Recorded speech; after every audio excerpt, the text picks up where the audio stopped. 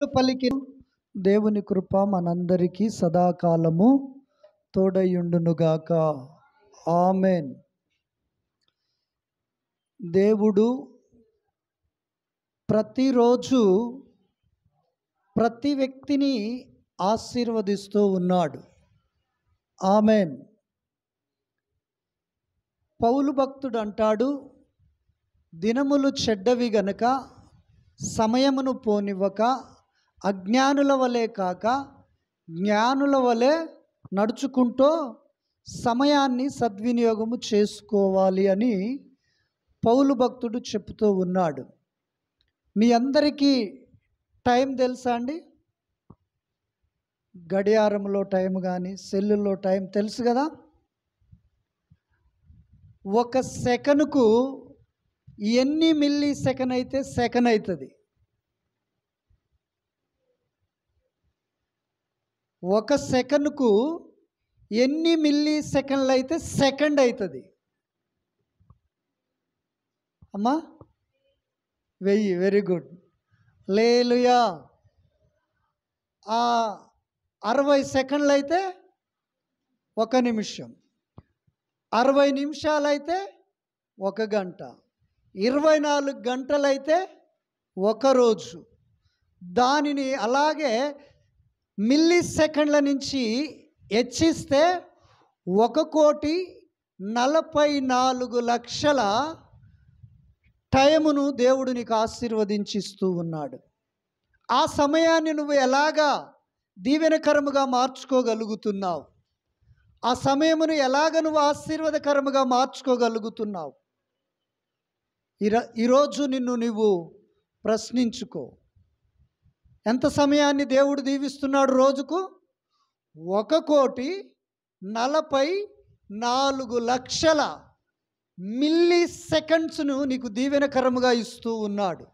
దాన్ని డబ్బుల్లోకి వేస్తేనట, నాకు లెక్కలు రావు, నేను మర్చిపోయినా, మీకు వస్తే చేసుకోండి. లెక్కల్లో డబ్బుల్లోకి లెక్కేస్తేనట ఒక్క రోజుకు అది ఎంత విలువ అంటే 86,400. చెప్పండి ఎంత?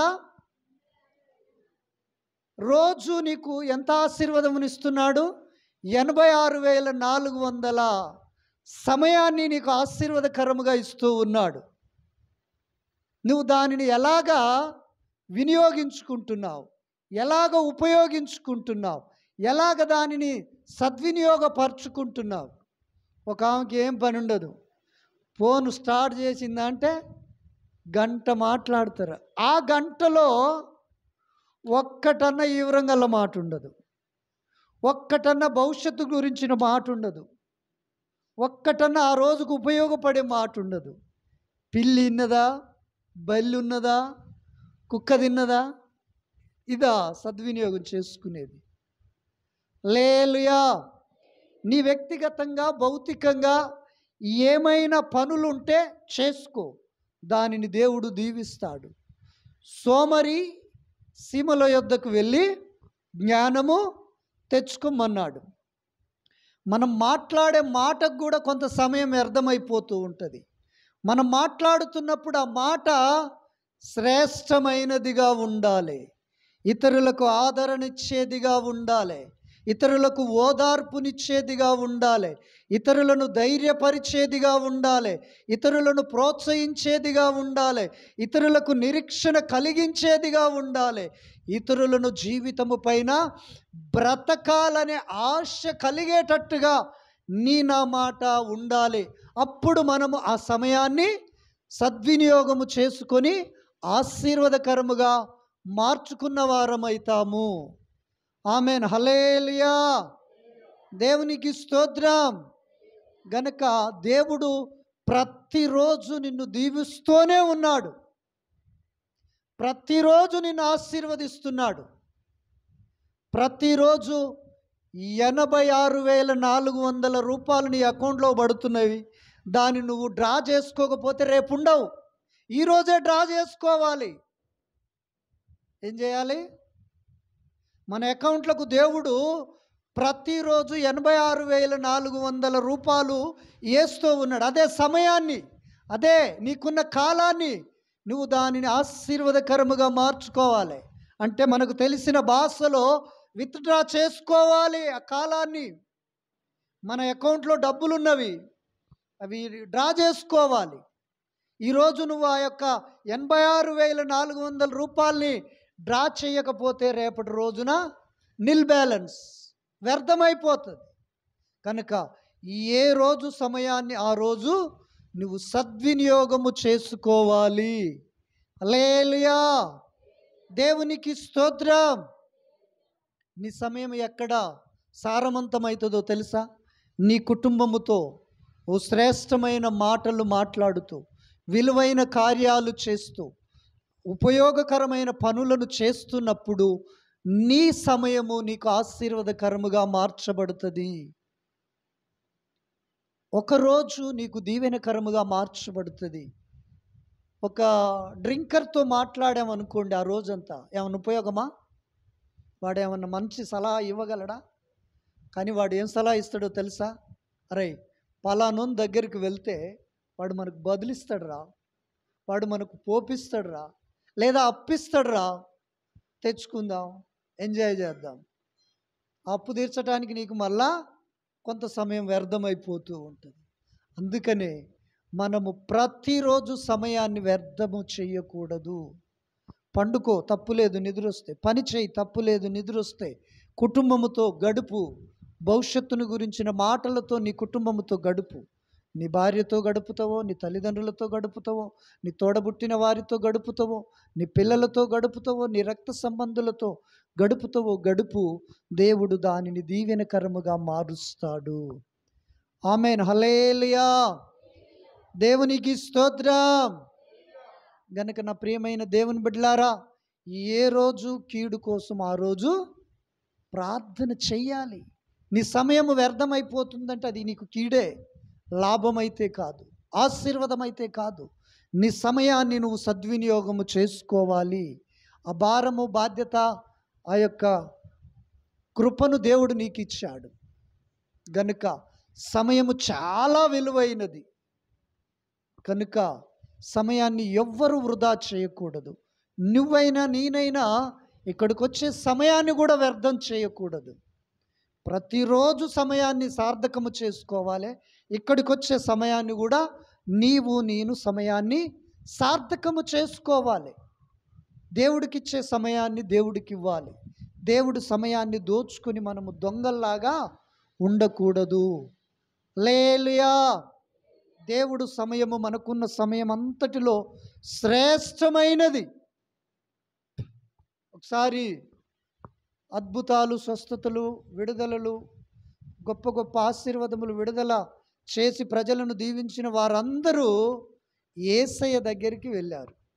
యేసయ్య దగ్గరికి వెళితే అక్కడ ప్రభు అంటూ ఉన్నాడు, అక్రమము చేయువారులారా నా యొద్ద నుండి మీరు పోండి అన్నప్పుడు వాళ్ళు అంటున్నారు, అయ్యా, నీ నామములో పలానా వ్యక్తిని మేము స్వస్థపరచలేదా? నీ నామములో పలానా వ్యక్తిని దీవించలేదా? నీ నామములో పలానా వ్యక్తికి బాగు చేయలేదా? నీ నామములో ఒక వ్యక్తికి రక్షణలోనికి నడిపించలేదా? అంటే అదంతా బాగానే ఉంది, అందులో ఏమాత్రము అబద్ధము లేదు, సత్యమే. కానీ నీకిచ్చిన సమయాన్ని నువ్వు అక్రమముగా వ్యర్థము చేశావు. గనుక అక్రమము చేయువారులారా నా యొద్ద నుండి తొలగిపోండి. హల్లెలూయా, నీవైనా నేనైనా సమయాన్ని ఖచ్చితంగా ఆదివారం నాడు పాటించాలి. ఆమేన్ అనలే, మీరు పాటించమని అర్థం. హల్లెలూయా, దేవునికి స్తోత్రం. పరిశుద్ధ గ్రంథమైన బైబిల్లో నుండి లూకా రాసిన సువార్త 15వ అధ్యాయము 8, 9 వచనాలు ఎవరైనా చదవండి. 15వ అధ్యాయము లూకా సువార్త 8, 9 వాక్యాలు చదువుదాం. ఏ స్త్రీ అయినను 10 వెండి నాణ్యములు ఉండగా వాటిలో ఒక నాణ్యము పోగొట్టుకుంటే ఆమె దీపము వెలిగించి ఇల్లు ఊడ్చి అది దొరుకు వరకు జాగ్రత్తగా వెతకదా? అది దొరికినప్పుడు తన చెలికత్తెలను పొరుగువారిని పిలిచి, నాతో కూడా సంతోషించుడి, నేను పోగొట్టుకొనిన నాణ్యము దొరికినదని వారితో చెప్పెను. చాలు. హల్లెలూయా. ఇక్కడ యేసుక్రీస్తు ప్రభు ఒక ఉపమానాన్ని ముందు పెట్టి సుంకరులతో, పరిసయ్యులతో, సద్దుకయ్యులతో, శాస్త్రులతో మాట్లాడుతూ ఉన్నాడు. ఏమని? ఈ సుంకరులు, పరిసయ్యులు, శాస్త్రులు, సద్దుకయ్యులు ఎలాంటి వారయ్యా అంటే పచ్చగా ఉన్న పైరు వైపు చూస్తారు. అనగా లోక నానుడు ఎలాగుంటుందంటే మంచిగున్న వారి వైపే చూస్తారు. ఎవరు గొప్పగా ఉంటే వాళ్ళతో స్నేహాన్ని కలుపుకుంటారు. ఎవరు ఉన్నత స్థితిలో ఉంటే వారు మావారు అని చెప్పుకుంటారు. ఎవరు బాగుంటే వారితోనే బంధాలను కలుపుకుంటారు.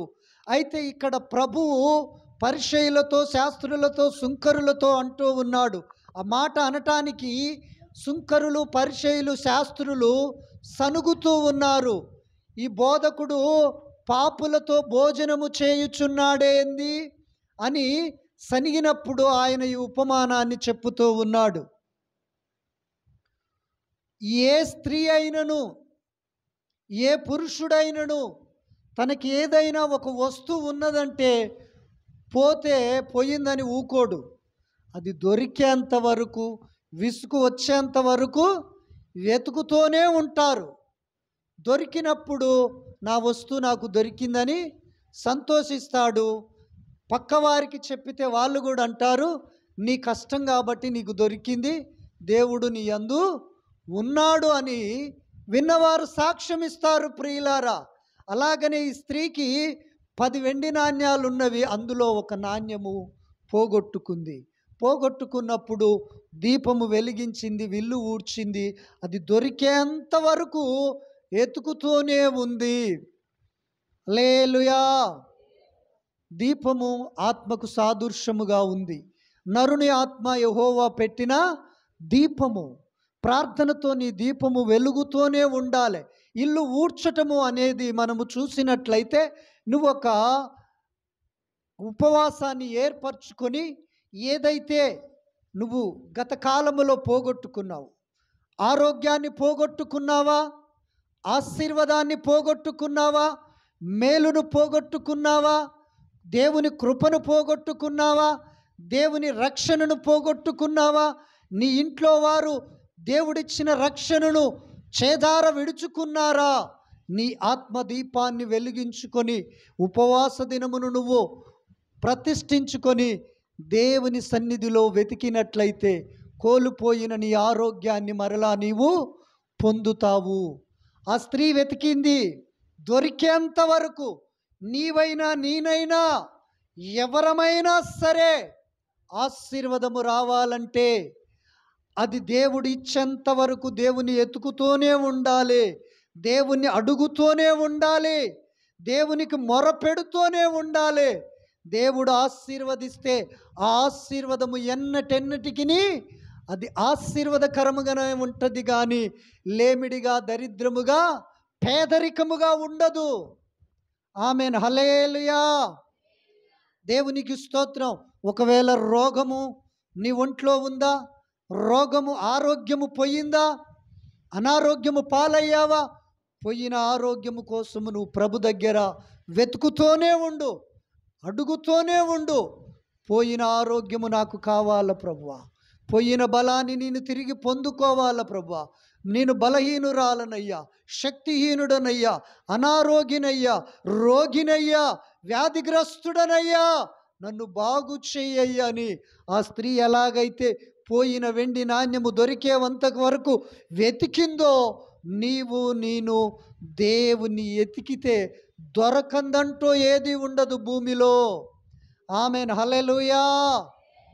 దేవునికి స్తోత్రం. అప్పుడు ప్రభు నీ ఆసక్తిని బట్టి, నీ పట్టుదలను బట్టి, నీ ప్రార్థనను బట్టి, విసుకగా నువ్వు ప్రభుని వెతికే విధానాన్ని బట్టి ఆమేన్ అంటాడు. ఆమేనంటే ప్రకృతి నీకు ఆశీర్వాదకరముగా ఉంటుంది, నీ దేహము నీకు ఆరోగ్యకరముగా ఉంటుంది, నీ ఇల్లు నీకు సమాధానకరముగా ఉంటుంది, నీ పరిస్థితులన్నీ నీకు అనుకూలముగా ఉంటవి. ఆమేన్. హల్లెలూయా. దేవునికి స్తోత్రం. గనుక మన జీవితంలో కూడా ఏదైతే కోల్పోయామో, ఏదైతే దూరమయ్యిందో, ఏదైతే పోగొట్టుకున్నామో, ఏదైతే చేదారిపోయిందో దానిని ప్రభు ఇచ్చేంత వరకు ఎతుకుతూనే ఉండాలి. ఒక వారం వెతికి చేయటం కాదు, ఒక నెల వెతికి ఆగిపోవటం కాదు, ఒక సంవత్సరం వెతికి నువ్వు విసుగు పడటము కాదు, కానీ విసుకక వెతుకుతూనే ఉండాలి. హల్లెలూయా. పై వచనం 3వ వచనంలో ఉంటుంది, గొర్రెలను ముందు పెట్టి మాట్లాడుతాడు ప్రభు. ఒక ఆయన కాట 100 గొర్రెలున్నవాట, 100 గొర్రెల్లో ఒక్క గొర్రె తప్పిపోయిందట. ఒక్క గొర్రె తప్పిపోయినప్పుడు ఈ 99 గొర్రెలను విడిచిపెట్టి తప్పిపోయిన గొర్రెను వెతుక్కుంటూ పోయి అది దొరకగానే సంతోషముతో ఆనందముతో భుజముల మీద వేసుకొని మరలా వచ్చాడట. హల్లెలూయా. మనం ఎవరిని ఎతకాలో తెలుసా? ఎవరైతే పాపాన్ని ఒప్పుకుంటారో, ఎవరైతే పాపాన్ని విడిచిపెడతారో, ఎవరైతే పశ్చాత్తాపడతారో వారిని వెతికితే మనకు దొరుకుతారు. 99 గొర్రెల కాట ఏం లేదు, మారు మనస్సు లేదు. మారు మనస్సు లేని వాటి కోసము దేవుడు చూడడు, కానీ మారు మనసు పశ్చాత్తాపడి తన అతిక్రమములను దాచిపెట్టక ఒప్పుకొని విడిచిపెట్టే వారిని దేవుడు కనికరిస్తాడు. వారి కోసము చేస్తే మన ప్రార్థన ఆలకిస్తాడు. ఆమేన్. హల్లెలూయా. దేవునికి స్తోత్రం. ప్రతిరోజు నీకు దేవుడు నీ అకౌంట్లో డబ్బులు వేస్తూ ఉన్నాడు. ఎన్ని? 86,400 రూపాయలు. నువ్వు ఈరోజు డ్రా చేయలేదనుకో, ఉండవు అంతే. నైట్ 12 దాటి 1 సెకండ్ పడ్డా అది బ్లాక్ లిస్ట్లో పడిపోతుంది. హల్లెలూయా. దేవుడు నీకు ఇస్తున్న సంపద ఎంతో తెలుసా? 86,400 రూపాయలు ఇస్తూ ఉన్నాడు. ఆ 86,400 రూపాయలని నువ్వు విత్డ్రా చేసుకొని నువ్వు అనుభవించాలి. దానినే సమయము అంటారు, దానినే దినములో అంటారు. సమయాన్ని పోనివ్వక సద్వినియోగం చేసుకోవాలి. మనం ఇద్దరంగా మెట్ల మీద కూర్చొని ముచ్చట పెడితే ఏమీ రాదు. మందిరంలోకి వచ్చి మోకాళ్ళు వేసి, అయ్యా నువ్వేవద్దు, యేసయ్యాను, నీకు ప్రార్థన రాకపోయినా పర్వాలేదు, యేసయ్య నామము పోయబడిన పరిమళ తైలము కంటే శ్రేష్టమైన, పరిశుద్ధమైన, పవిత్రమైన నామము. ఆ నామాన్ని పలికితే నీకు ఆ క్షణము ఆశీర్వాదకరముగా మారుతుంది, ఆ నిమిషము దీవెనకరముగా మారుతుంది, ఆ గంట నీకు కృపాక్షేమములుగా మార్చేస్తుంది. ప్రియులారా, హల్లెలూయా. ఈరోజు నుండి ఏం చేస్తారు? ఫోన్ పట్టుకొని, అమ్మ ఏం కూర వండావు అంటారా? ఎక్కడున్నారు, ఏం తిన్నారు? అది కాదు. ప్రార్థన చేశావా? ఏం చేస్తున్నావు? ప్రార్థన చేయి. వాళ్ళు ఏదైనా బాధ చెప్పితే, వాళ్ళు ఏదైనా కష్టం చెప్పితే, వాళ్ళు ఏదన్నా ఇబ్బందులు చెప్పితే, అమ్మా ప్రార్థన చేయిరా, నేను ప్రార్థన చేస్తా, దేవుడు వింటాడు, దేవుడు కనికరపడతాడు, జరుగుద్ది, దేవుడు చేస్తాడు అను. అప్పుడు నువ్వు మాట్లాడిన సమయములో నీవు ఎంత మాట్లాడావు? 60 నిమిషాలు మాట్లాడావా? అది నీకు ఆశీర్వాదకరముగా మాట్లాడుతుంది, మారుతుంది. ప్రియులారా, హల్లెలూయా. సీరియల్ గురించి చెప్పమంటే అక్క ఆ మాట్లాడిన దానికి 10 మాటలు యాడ్ చేసి చెప్తుంది. అన్నను సినిమా స్టోరీ చెప్పమంటే ఎప్పుడు ఏ పాట ఉందో, ఆ సినిమాలో ఎన్ని పాటలు ఉన్నాయో చక్కగా చెప్తాడు. ఒక అన్నను ముచ్చట చెప్పమంటే పూసకొచ్చినట్టు చెప్తాడు. ప్రార్థన చేయమంటే రాదు. ఎలా? 86,400 రూపాయలు నీకు ఎట్టా ఆశీర్వాదకరంగా వస్తాయి? నీకు వాటిని తీసుకోవటం రావట్లేదని అర్థం. నువ్వు సమయాన్ని సద్వినియోగం చేసుకోవట్లేదంటే నీకు దేవుడి దగ్గర ఉన్న ఆశీర్వాదమును తీసుకోరావట్లేదు. హల్లెలూయా. దేవునికి స్తోత్రం. ఒకవేళ నీ ఇంటి వారు రక్షణ పొంది తప్పిపోయారా, వెతుకు. యేసయ్య నామము కిందికి వారి నామాన్ని తీసుకొచ్చి నువ్వు వెతుకుతూ ఉండు. ఒక రోజున దేవునికి పట్టబడతారు, నీకు కనబడతారు, దొరుకుతారు. వెతికితే దొరకందంటూ లేదు. నేరాలు ఘోరాలు చూస్తే బాగా తెలుస్తుంది మీ అందరికీ. నేరాలు ఘోరాలైనా సిఐడి ఏదో ఉంటుంది. వాళ్ళు ఒక కేసును ఛేదించటానికి చిన్న వస్తువును కూడా విడిచిపెట్టరు, గుండు సూదిని కూడా విడిచిపెట్టరు. ఎందుకు?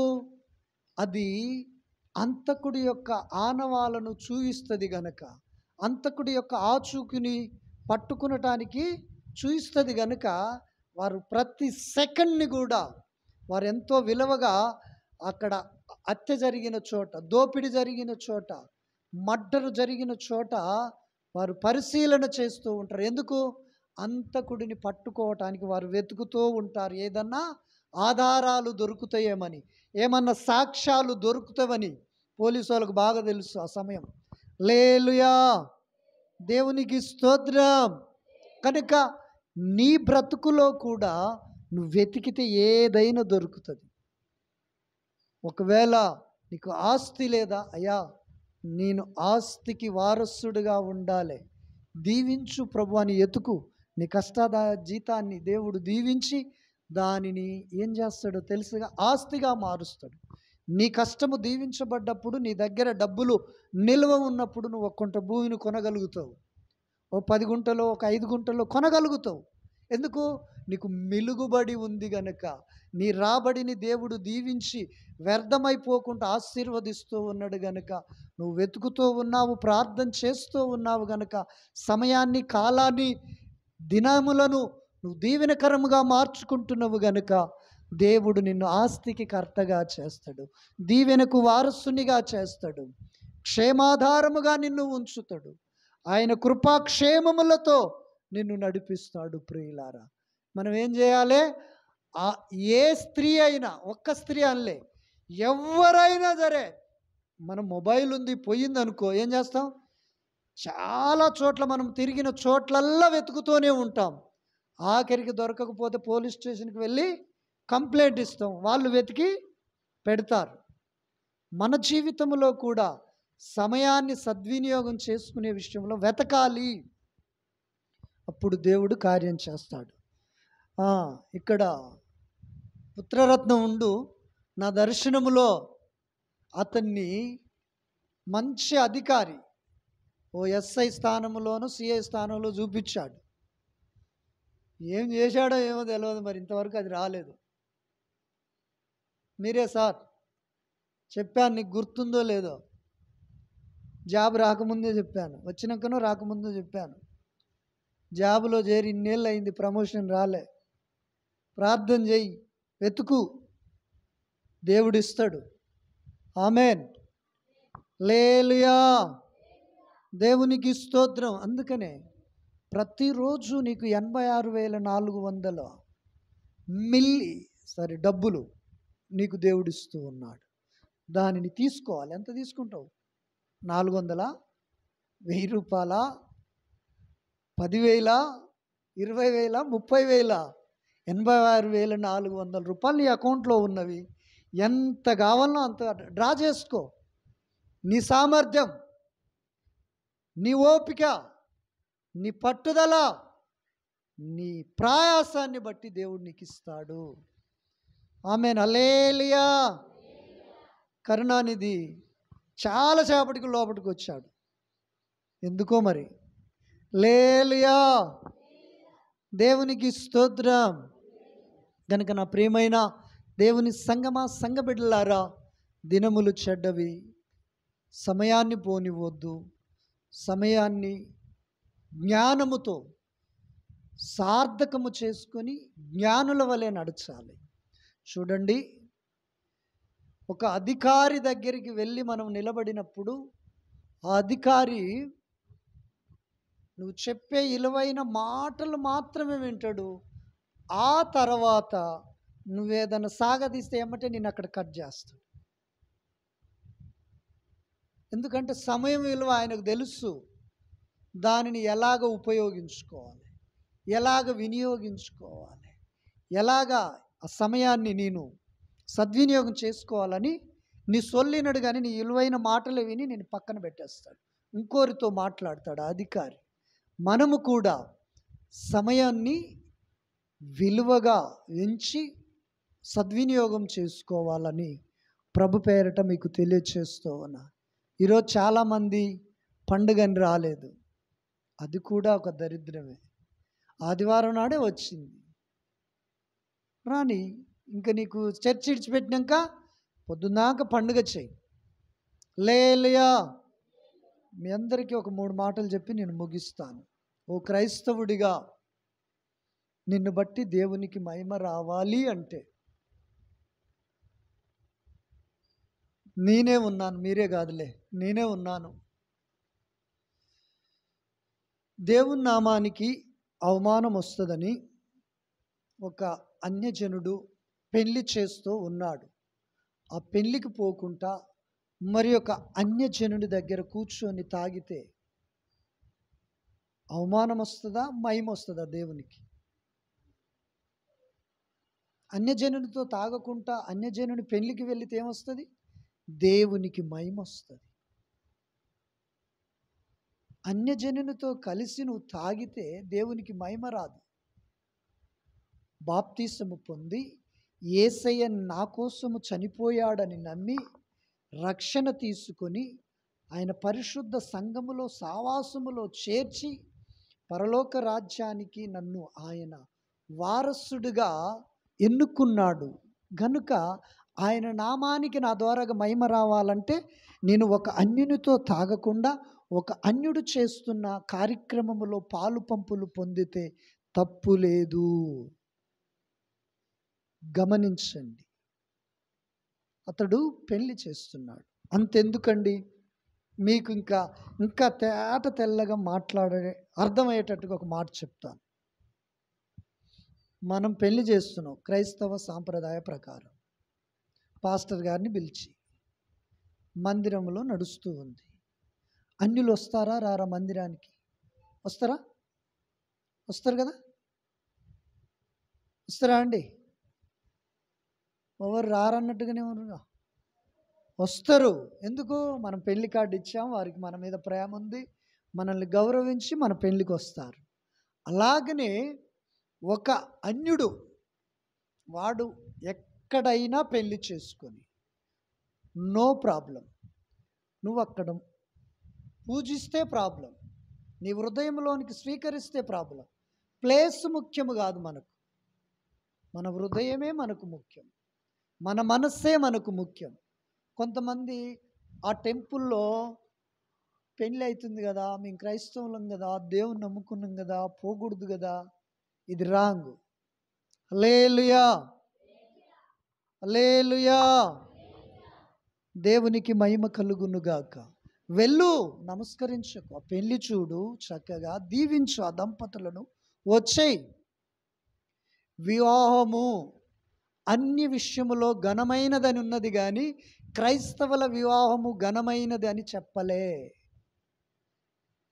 అది రిజిస్టర్ మ్యారేజే కావచ్చు, స్టేషన్ పెళ్ళే కావచ్చు, పెద్ద మనుషుల పెళ్ళే కావచ్చు, ప్రేమ పెళ్ళే కావచ్చు, లేదా క్రైస్తవుల పెళ్ళే కావచ్చు, హిందూ సాంప్రదాయ పెళ్ళే కావచ్చు.